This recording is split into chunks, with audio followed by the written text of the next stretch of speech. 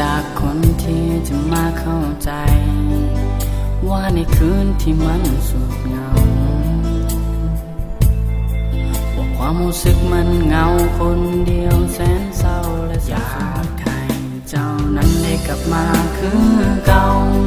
อยากให้เจ้านั้นได้เจอเรื่องสองเรา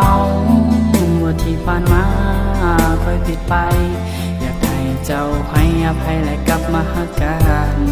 แล้วมันจะเป็นไปอีกโดนเท่าใดกับความรู้สึกที่ยังค้างคาใจบอกหูสิอธิบายกับใครแต่ในตอนนี้ยังทำใจบ่ได้